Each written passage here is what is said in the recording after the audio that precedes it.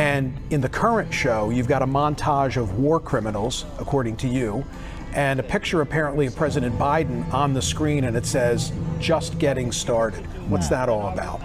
President Joe Biden? Yeah. Well, he's fueling the fire in the Ukraine for a start. That is a huge crime. Why won't the United States of America encourage Zelensky, the president, to negotiate, obviating the need for this horrendous war that's killing.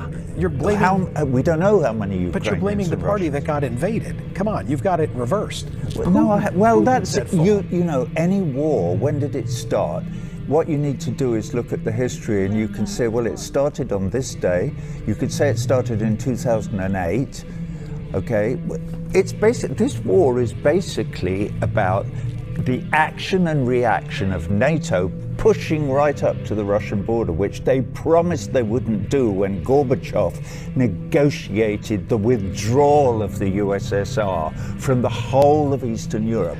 When you say this, then I have to say, what about our role as liberators? You of all people, you have no role as liberators. World War II. World War II. You got into World War II because Come on. Pearl Harbor. Pearl Harbor. You were completely isolationist until that's sad.